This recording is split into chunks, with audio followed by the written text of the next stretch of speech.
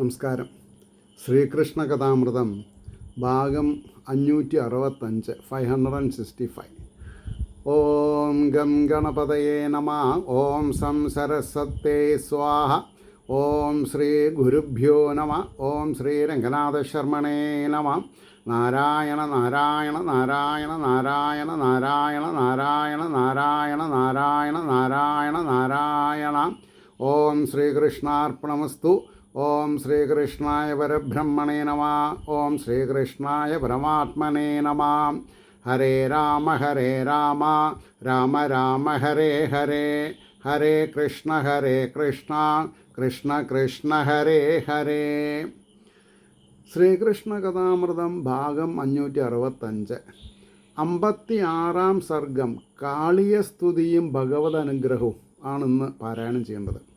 അപ്പോൾ 55-ാം സർഗത്തിൽ, അതായത് നാഗപത്നി സ്തുതിയിൽ അവസാനത്തെ ശ്ലോകം 30, അത് പറഞ്ഞിട്ടാണ് കഴിഞ്ഞ എപ്പിസോഡ് നിർത്തിയത്. പതിവ്രതാജനം അവരമ്പോട് ഈ വിധം സ്തുതിക്കവേ സരസിജചാരുലോചനൻ ചിരിച്ചുകൊണ്ട് ഉരുകഫണത്തിൽ നിന്ന് പൊന്മണിച്ചിലമ്പൊലിയോടെ ഇറങ്ങിനാനുടൻ. എന്താ, നമുക്കൊരു 3 ഡൈമെൻഷൻ സിനിമ കാണുന്ന കൂടുതലാണ് അവതരണം അല്ലേ. അപ്പോൾ 56-ാം സർഗം കാളിയ സ്തുതിയും ഭഗവതനുഗ്രഹം, ഈ സ്തുതികളൊക്കെയാണ് മനസ്സിൽ എപ്പോഴും വരേണ്ടത്. 1-ാമത്തെ ശ്ലോകം, കാളിയൻ കമലാക്ഷൻ്റെ മുമ്പിൽ കൈകൂപ്പിയിങ്ങനെ ഫണങ്ങളൊക്കെയും താഴ്ത്തി ഉണർത്തിച്ചാൻ വിനീതനായി. കാളിയൻ കമലാക്ഷൻ്റെ മുമ്പിൽ കൈകൂപ്പി ഇങ്ങനെ ഫണങ്ങളൊക്കെയും താഴ്ത്തി ഉണർത്തിച്ചാൻ വിനീതനായി. ഒരു ഗുണപാടുണ്ട്. ഭഗവാനോട് പ്രാർത്ഥിക്കുമ്പോൾ നമ്മൾ വിനീതന്മാരാവണം. ആശയ സംഘട്ടനങ്ങളില്ലാത്തൊരവസ്ഥയിൽ വേണം പ്രാർത്ഥിക്കാൻ. അതായത് ദുഃഖത്തോടു കൂടി പ്രാർത്ഥിക്കരുത്, എളിമയോടുകൂടി ആർദ്രതയോട് കൂടിയിട്ട് വേണം പ്രാർത്ഥിക്കാൻ. ഭഗവാനെ സ്തുതിക്കുക. ഭഗവാൻ അറിയാം നമുക്ക് എന്തൊക്കെയാണ് വേണ്ടത് എന്നുള്ളതൊക്കെ, അതൊക്കെ ഭഗവാൻ തരും. പക്ഷേ ഭഗവാനോട് ചോദിച്ചാൽ ഭഗവാൻ ചോദിച്ചത് മാത്രമേ തരൂ. അപ്പോൾ നമ്മൾ ലിസ്റ്റ് വലുതാവും. അപ്പോൾ നമ്മൾ പ്രാരബ്ധത്തിൽ വീണ്ടും പോയി വീഴും. അപ്പോൾ ഭഗവാനെ മനസ്സിലാക്കി ഭഗവാനെ നിഷ്കാമമായിട്ട് സേവ ചെയ്യാൻ തുടങ്ങിയാൽ, ഏതെങ്കിലും വലിയ അണക്കെട്ടുനിന്ന് വെള്ളം നിറഞ്ഞാൽ സ്പിൽവേ കൂടെ എങ്ങനെ വെള്ളം ഒഴുക്കി വിടും, അതേപോലെ ഭഗവാൻ തന്നുകൊണ്ട് തന്നെ ഇരിക്കും. അതാണ് നമ്മൾ മനസ്സിലാക്കേണ്ടത്. ജന്മനാ ദുഷ്ടരാം ഞങ്ങൾ മൂഢന്മാർ അതിഗോപികൾ. ഈ കാളിയൻ പറയണം, ഞാനും എൻ്റെ വർഗ്ഗക്കാരും ഈ ഉരകങ്ങൾ ജന്മനാ ദുഷ്ടരാം ഞങ്ങൾ മൂഢന്മാർ അതികോപികൾ. ഞങ്ങൾക്ക് ബുദ്ധിയില്ല, വേഗം ദേഷ്യം വരും ചെയ്യും. ഉറച്ചുപോയ ദേഹാഭിമാനം എമ്മട്ടിൽ നീക്കിയിടും. ഉറച്ചുപോയി, തമോ ഗുണം ഉറച്ചുപോയി. അപ്പോൾ ഉറച്ചുപോയ ദേഹാഭിമാനം എമ്മട്ടിൽ നീക്കിയിടും. വിദ്വാൻമാരും സ്വഭാവത്തെ മാറ്റുവാൻ വിഷമിക്കയാം. അപ്പോൾ ആൾ തമോ ഗുണപ്രധാനിയാണെങ്കിലും സത്യമായിട്ടുള്ള കാര്യങ്ങളൊക്കെ ധരിച്ചു വെച്ചിട്ടുള്ള ആളാണ്. അപ്പോൾ വിദ്വാൻമാരും സ്വഭാവത്തെ മാറ്റുവാൻ വിഷമിക്കയാം. എത്രയോ ജന്മജന്മങ്ങൾ മുമ്പേ താൻ നിൽപ്പതാകയാൽ. അതായത് ജന്മാന്തരങ്ങളായിട്ടുള്ള പാപങ്ങൾ പോവാൻ വളരെ സമയമെടുക്കുന്നതാണ് പറഞ്ഞത്. അപ്പോൾ അകറ്റാൻ അരുതാഞ്ഞിട്ട ആണ് അരവിന്ദ വിലോചന. കോപം അകറ്റാൻ ആകാഞ്ഞിട്ടാണ് അരവിന്ദലോചന. അറിയിപ്പതു നീ തെറ്റിദ്ധരിക്കല്ല മഹാപ്രഭോ. എന്താ വാക്കുകളെ. അറിയിപ്പതു നീ തെറ്റിദ്ധരിക്കല്ല മഹാപ്രഭു. പറയണം, ഭഗവാനെ, എൻ്റെ ക്യാരക്ടർ ജന്മാന്തര ദുരിതങ്ങളെ കൊണ്ട് പാപമായി തീർന്നിട്ടുണ്ടെങ്കിൽ അതിനെ അങ്ങയുടെ നാമസ്മരണ കൊണ്ട് ഇല്ലാതാക്കി തന്നാലും. അങ്ങനെ പ്രാർത്ഥിക്കാൻ സാധിക്കണം. അകറ്റാനരുതാഞ്ഞിട്ടാണ് അറിവിന്ദലോചന. അറിയിപ്പത് നീ തെറ്റിദ്ധരിക്കൊല്ല മഹാപ്രഭു. ശീലം രൂപം ഗുണം ബുദ്ധി ബലം വാസന തൊട്ടവ നീയേ സൃഷ്ടിപ്പത് ഉലകിൽ എങ്ങെങ്ങും പലമട്ട് അതിൽ. My goodness. ശീലം രൂപം ഗുണം ബുദ്ധി ബലം വാസന തൊട്ടവ നീയേ സൃഷ്ടിപ്പതുലകിൽ എങ്ങെങ്ങും പലമട്ടതിൽ. എത്ര ജനങ്ങളുണ്ട്, എത്ര ജീവികളുണ്ട്. ആ ജീവികൾക്കൊക്കെ അതാതിൻ്റെ ശീലം രൂപം ഗുണം ബുദ്ധി ബലം വാസന എക്സെട്ര എക്സെട്ര എക്സെട്ര തലനാരഴയ്ക്ക് തെറ്റാതെ കണ്ട് ഭഗവാൻ കൊടുക്കണം. എങ്ങനെ? What is the base? പറയാം. ഇപ്പം നമ്മൾ ഈ യൂട്യൂബിൽ എപ്പോഴോ നോക്കി മ്യൂസിയത്തിലേക്ക് കൊടുത്തിട്ടുള്ളൊരു സിംഹം, ആ സിംഹം കുട്ടിയായിരിക്കുമ്പോൾ വളർത്തിയിട്ടുള്ള സ്ത്രീ 7-8 വർഷം കഴിഞ്ഞാൽ സൂവിൽ ചെല്ലുമ്പോൾ അത് കാണിക്കുന്ന ഒരു വിഭ്രാന്തി. എന്താ വിഭ്രാന്തി? എന്നെ വളർത്തിയ അമ്മയാണ് ഈ വരുന്നത്. അതിനോടുള്ളൊരു സ്നേഹപ്പെടണം. ഒരു സിംഹം ഒരു മനുഷ്യ സ്ത്രീയോട് കാണിക്കുന്ന താല്പര്യം. അപ്പോൾ ജാതിയുള്ള സ്വഭാവമല്ല എല്ലാവർക്കും. ഓരോ സിംഹത്തിനും ഓരോ നരിക്കും ചീറ്റയ്ക്കും സ്വഭാവത്തിന് വ്യത്യാസമുണ്ട്. അവർ എങ്ങനെ ഇണങ്ങണു അതിനനുസരിച്ചിരിക്കും. അപ്പോൾ മനുഷ്യരായാലും ഒരു കുടുംബത്തിലെ അംഗങ്ങളും ശീലം രൂപം ഗുണം ബുദ്ധി ബലം വാസന തൊട്ടവ അവരവർക്ക് അവരവരുടെ ജന്മാന്തര സുഹൃത ദുരിതങ്ങൾക്ക് അനുസരിച്ചിട്ടാണ് കൊടുക്കണത് എന്ന് നമ്മൾ മനസ്സിലാക്കി കഴിഞ്ഞാൽ സത്കർമ്മങ്ങൾ മാത്രമേ നമ്മൾ ചെയ്യൂ. ഇപ്പോൾ ദുഷ്കർമ്മങ്ങളും ഇടയ്ക്ക് വെച്ച് കാച്ചേണ്ടത് എന്തുകൊണ്ടാണ്?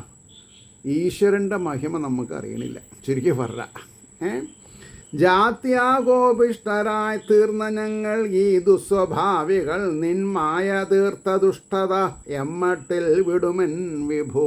ശരിയല്ലേ?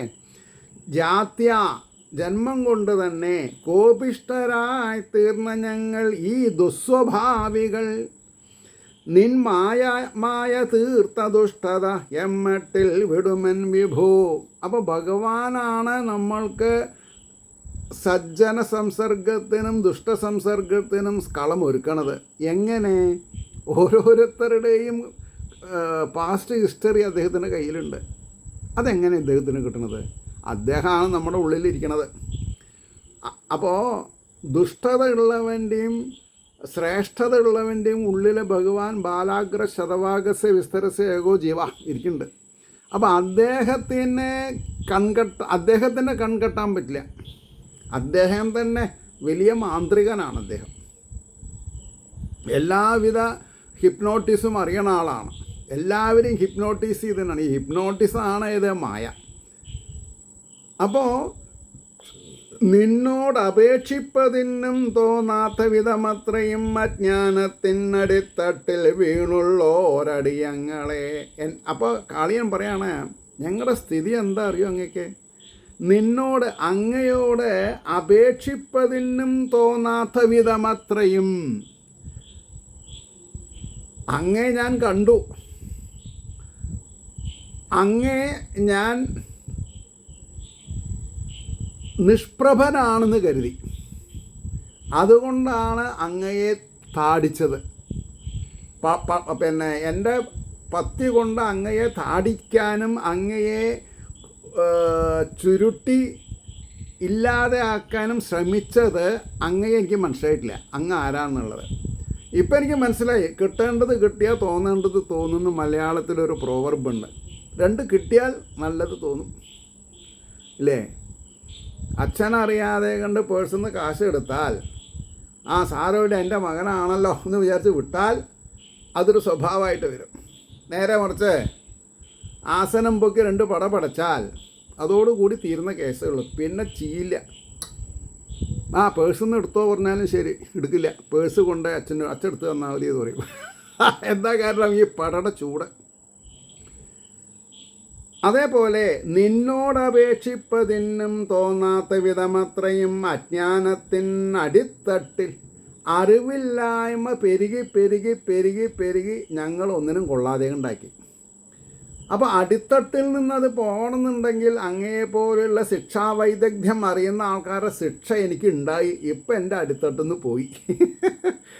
വീണുള്ളൊരടിയങ്ങളെ, അജ്ഞാനത്തട്ടിനടിത്തട്ടിൽ വീണുള്ളോരടിയങ്ങളെ രക്ഷിപ്പതെന്ന് നീയല്ലാതെ ആരുമില്ല കൃപാനിധേ. അപ്പോൾ തന്നെ ശിക്ഷിച്ചതിന് ശ്രീകൃഷ്ണ ഭഗവാനോട്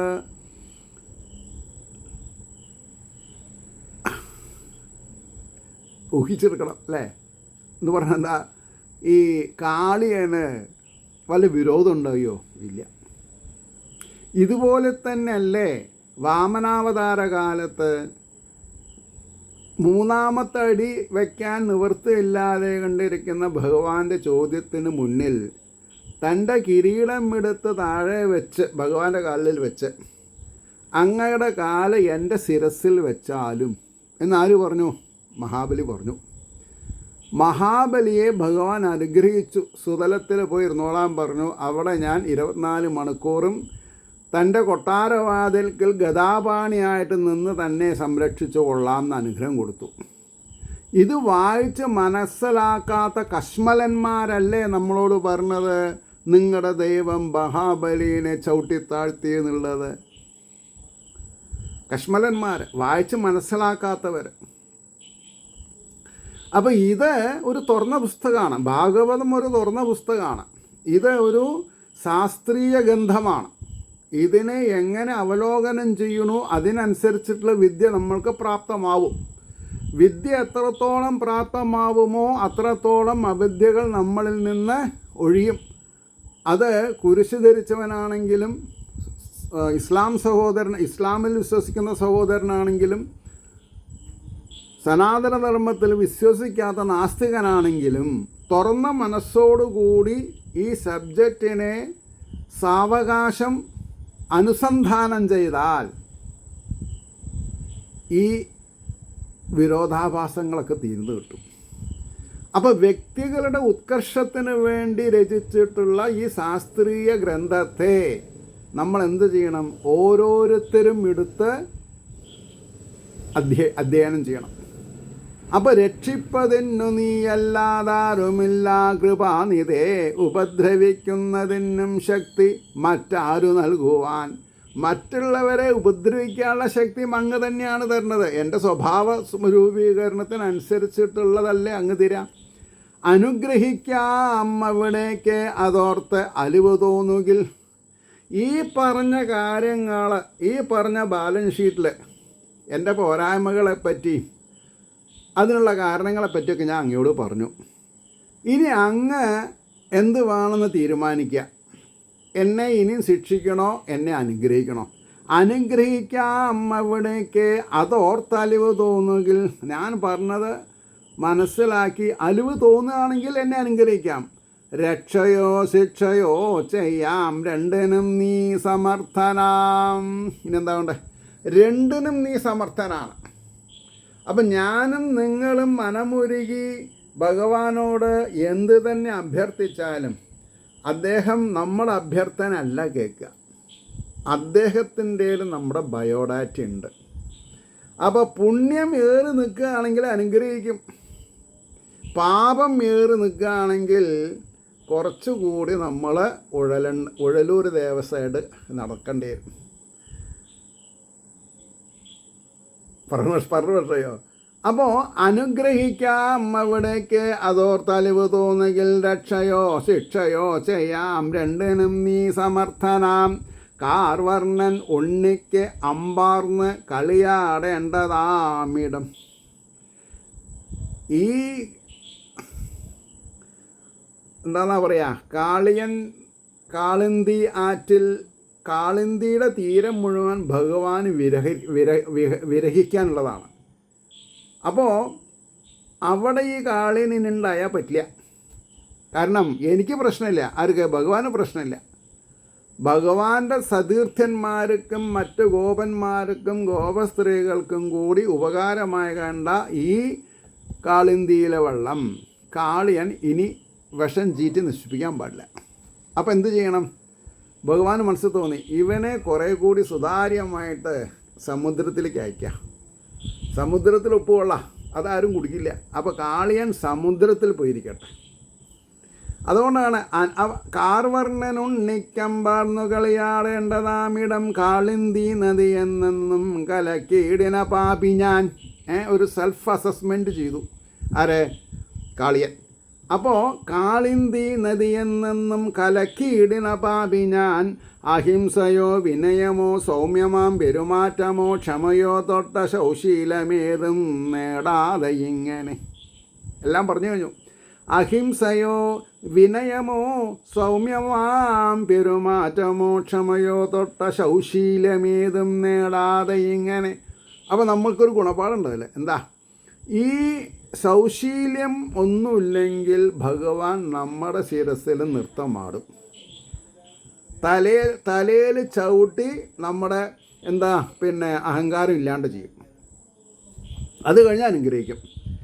അപ്പോൾ ക്ഷമയോ തൊട്ട ശൗശീലമേതും നേടാതെ എങ്ങനെ കണ്ടതും കേട്ടതും തെണ്ടി വമ്പിച്ച പണമൊക്കെയും വിരുത്തി വിഷം എങ്ങെങ്ങും വമിച്ചും കൊണ്ട് മന്നിതിൽ അനന്ത കല്യാണ ഗുണാകരാ. അനന്ത കല്യാണ ഗുണകരാ. അപ്പോൾ ഭഗവാൻ, ഞാനും നിങ്ങളും നമിക്കുന്ന ഭഗവാൻ ആരാ? അനന്ത കല്യാണ ഗുണാകര. ഏത് പാപത്തെയും മാറ്റാൻ ശക്തിയുള്ള ഭഗവാനാണ്. ഇന്നതെന്നില്ല. അതിനു വേണ്ടി അപ്പോൾ നമ്മൾ ഭഗവാനോട് പ്രാർത്ഥിക്കാൻ ലജ്ജിക്കേണ്ട ആവശ്യമില്ല. ഭഗവാനല്ലാതെ ആരോടാണ് നമ്മൾ പ്രാർത്ഥിക്കുക?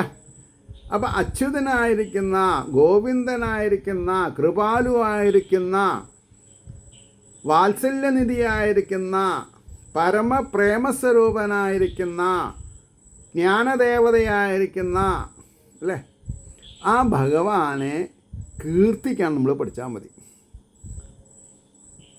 അപ്പോൾ അനന്തകല്യാണ ഗുണാകര കാൺമോരിലൊക്കെയും അഹങ്കാര പ്രതീകം പോലുദ്യോഗമുളവാക്കിയും.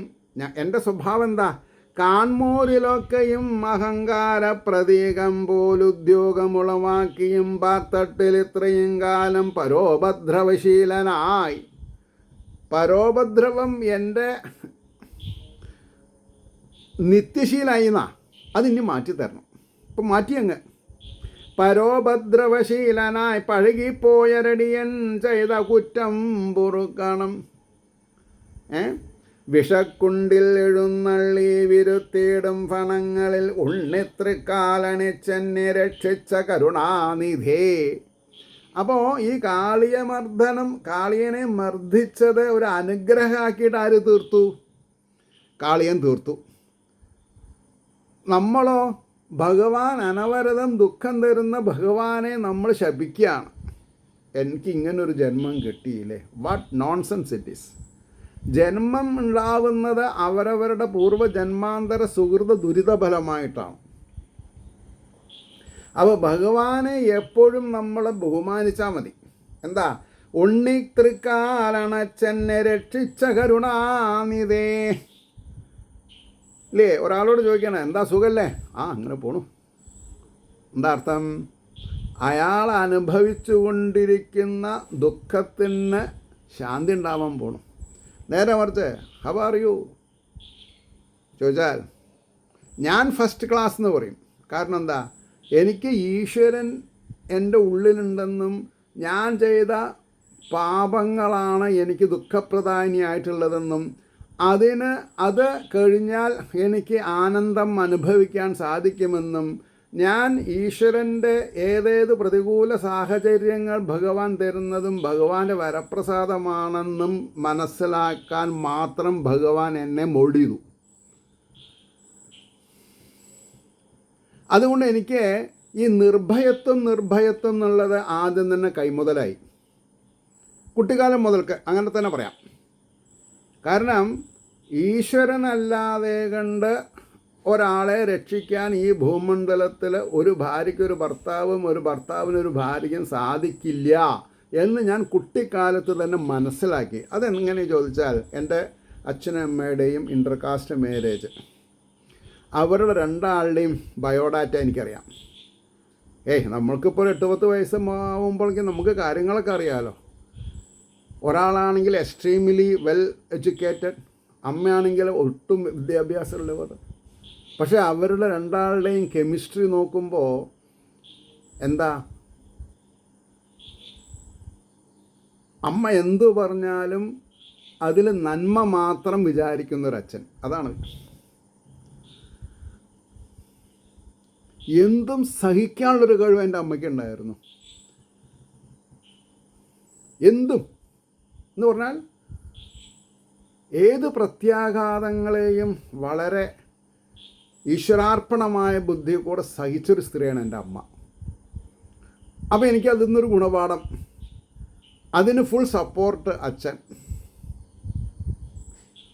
അല്ലെങ്കിൽ അച്ഛൻ്റെ അഭാവത്തിൽ 2-3 മാസമൊക്കെ കൺസിക്യൂട്ടീവായിട്ട് ഈ ട്രസ്റ്റ് നോക്കിക്കൊണ്ട് നടത്തുക എന്ന് പറഞ്ഞാൽ ചില്ലറ കാര്യമല്ല.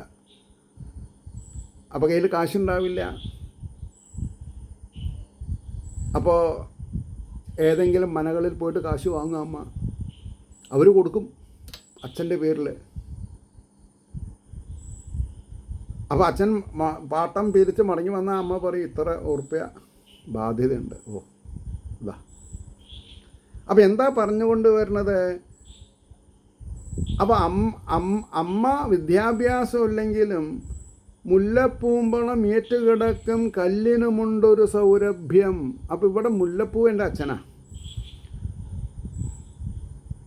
അപ്പോൾ അച്ഛൻ്റെ കൂടെയുള്ള സഹവാസം കൊണ്ട് ഇവരുടെ അവിദ്യ അദ്ദേഹത്തിൻ്റെ വിദ്യയുടെ രൂപത്തിൽ പ്രഭാവത്തിൽ ഇത് നശിച്ചു.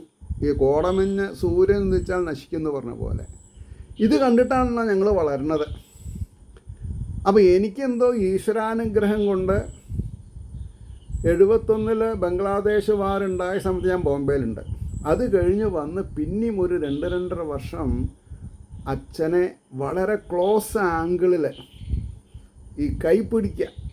വയസ്സായിട്ടുള്ളവരുടെ കൈ നമ്മൾ പിടിക്കുമ്പോൾ അവർക്കൊരു ധൈര്യം ഉണ്ടാവും. ആ ധൈര്യം ഈശ്വരൻ ആണ് കാണിച്ചു കൊടുക്കുന്നത്. അതുകൊണ്ടാണ് ഇത്രയും വലിയൊരു ക്ഷേത്രം ട്രസ്റ്റിഷിപ്പ് നമ്മുടെ കയ്യിൽ നിന്ന് പോവുമ്പോൾ, ഞാനിതിൻ്റെ മുമ്പ് പറഞ്ഞിട്ടുണ്ട്, എൻ്റെ അച്ഛൻ ഫിറ്റ് പേഴ്സണായിട്ട് വന്ന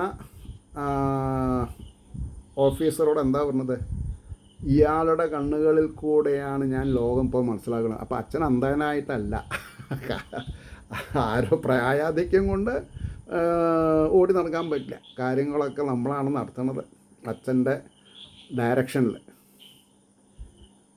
അപ്പോൾ ആ ഒരു സിറ്റുവേഷൻ എന്നെ പല കാര്യങ്ങളും പഠിപ്പിച്ചു. എന്താ പഠിപ്പിച്ചത്? ജഗദീശ്വര പ്രഭാവം അല്ലാതെ കണ്ട് നമ്മൾക്ക് ഒന്നുമില്ലെന്ന് ഞാൻ അപ്പം തന്നെ മനസ്സിലാക്കി.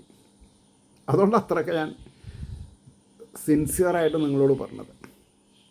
അപ്പോൾ വിഷക്കുണ്ടിലുഴുന്നള്ളി വിരുത്തിയിടും ഫലങ്ങളിൽ ഉണ്ണിത്തൃക്കാനണച്ചെന്നെ രക്ഷിച്ച കരുണാനിധേ. ആ കരുണാനിധി നമ്മളൊപ്പം ഉണ്ട് എന്നൊരു ഉറപ്പ് കിട്ടിയാൽ മതി. അശ്വതികലോകത്തിൽ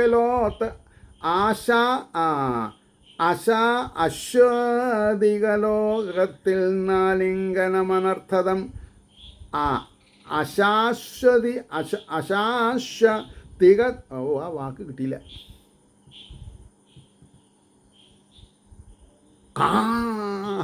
കിട്ടി. ആ ശാശ്വതികലോകത്തിൽ ആലിംഗനമനർത്ഥതം അടിയങ്ങൾക്കു നിൻതൃക്കാൽ ചവിട്ടേ മണിഭൂഷണം. അതെ, അടിയങ്ങൾക്കു നിൻതൃക്കാൽ ചവിട്ടേ മണിഭൂഷണം. കിട്ടി. ആ ശാശ്വതികലോകത്തിൽ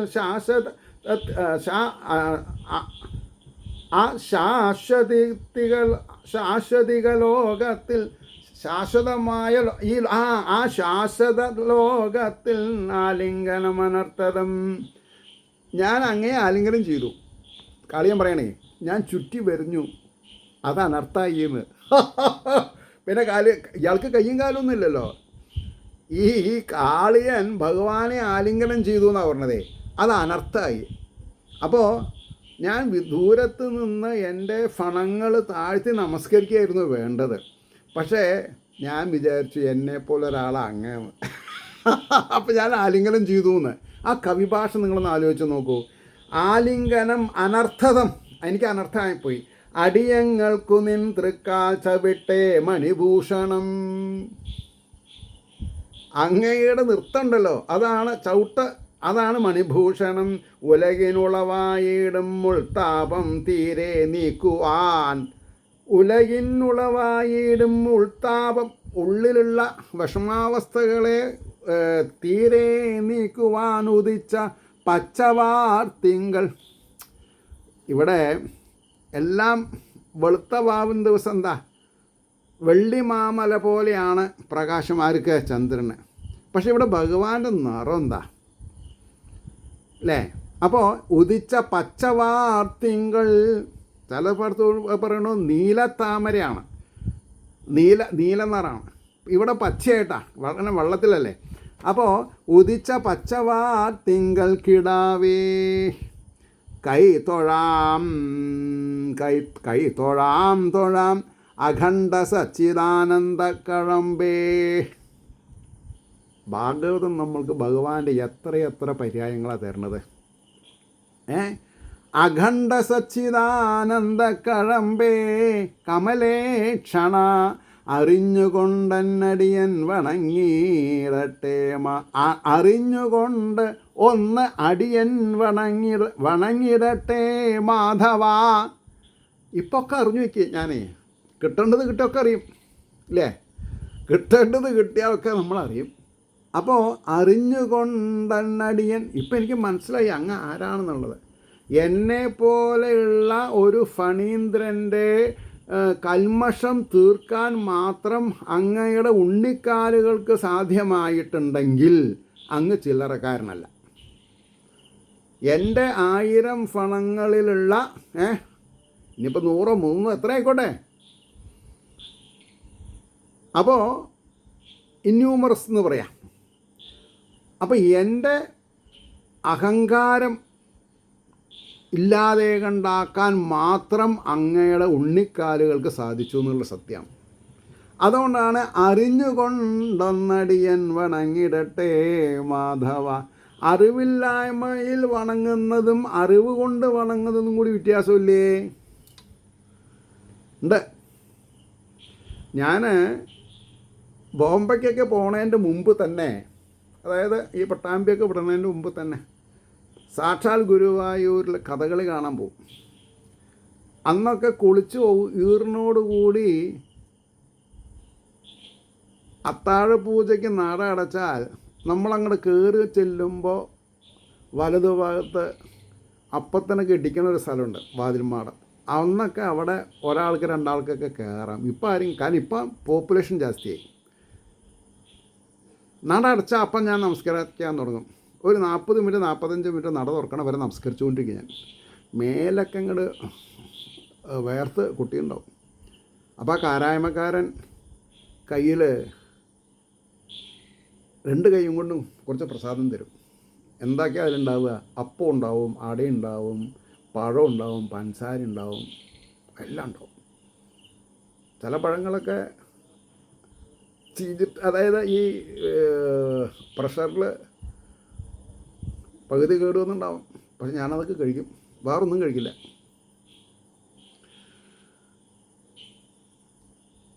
അപ്പോൾ എൻ്റെ മനസ്സിൽ എനിക്കൊന്നും പറയാനില്ല ഭഗവാന്റെ അടുത്ത്.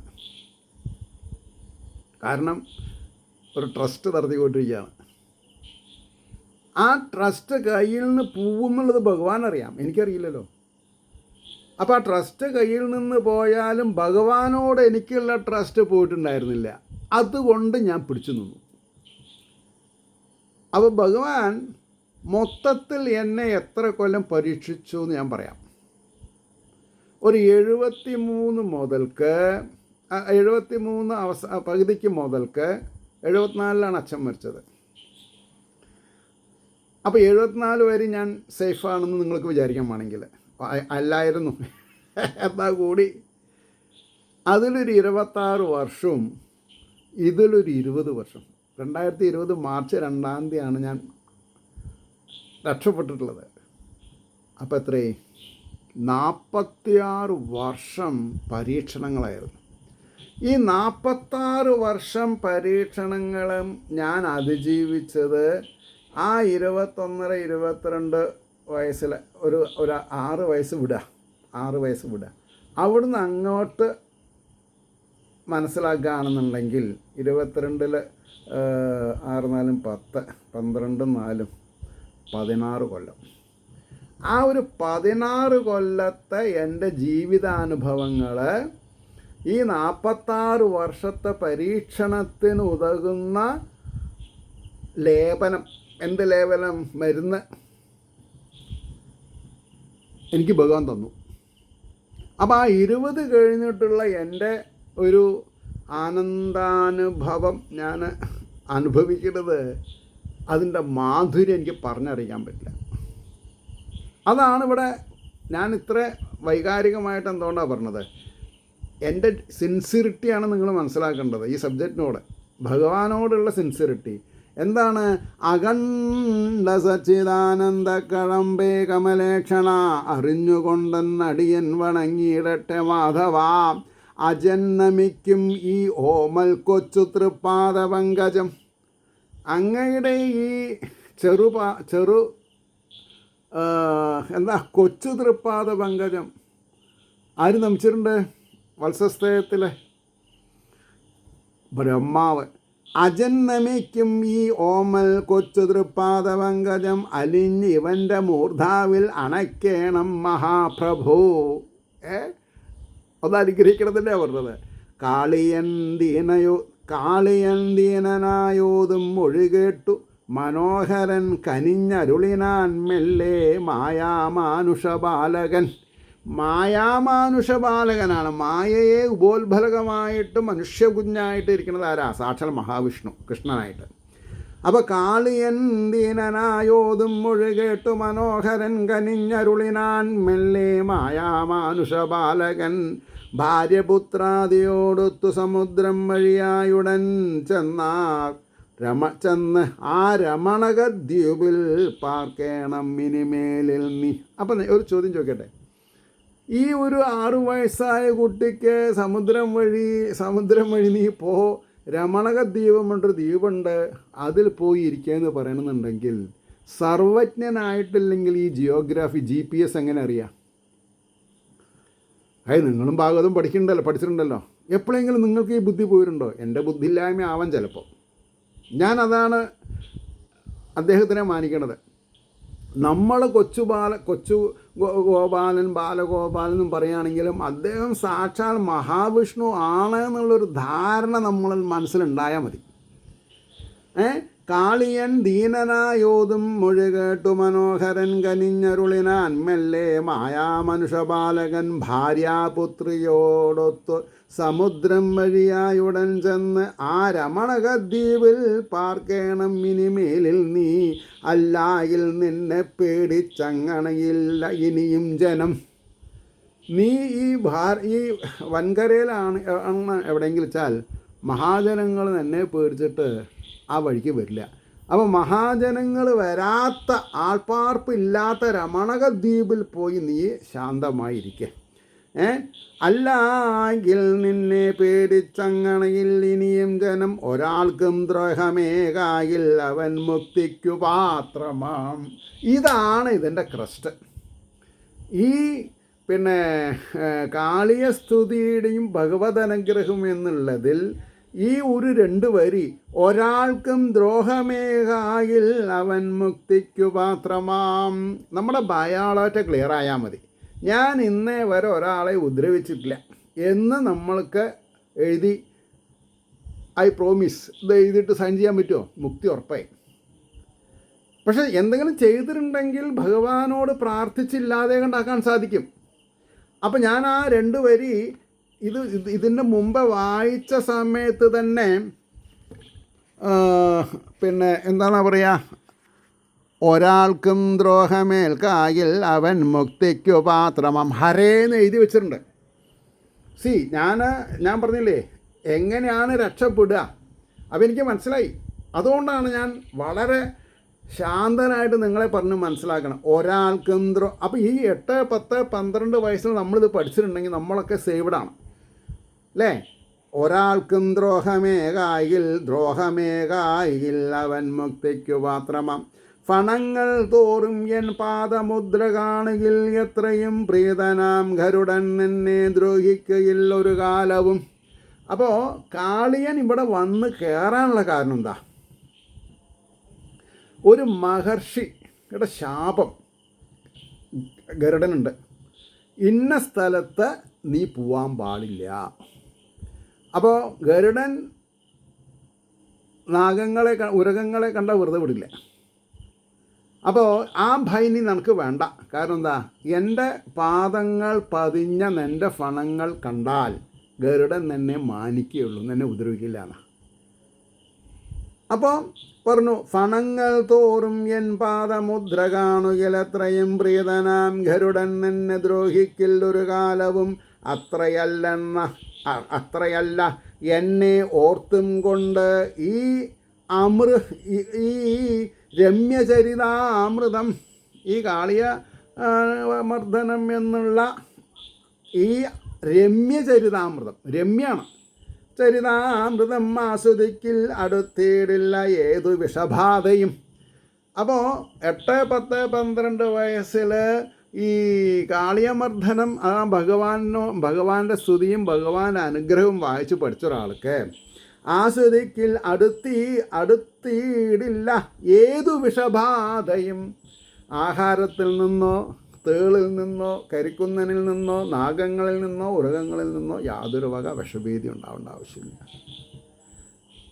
അപ്പോൾ എന്തെല്ലാം മുൻകരുതലുകൾ ഭഗവാൻ തന്നെ ആശ്രയിക്കുന്നവർക്ക് വേണ്ടി തരുന്നുണ്ട്. അപ്പോൾ ഭഗവാന്റെ കൃപാകടാക്ഷം, വാത്സല്യം, അതിനെ നമ്മൾ കൊച്ചായിട്ട് കാണാൻ പാടില്ല. അപ്പോൾ റിട്ടയർമെൻറ്റിൻ്റെ ശേഷമാണെങ്കിലും അടുത്ത ജന്മത്തേക്ക് ഇത് ബാധകമാണ്.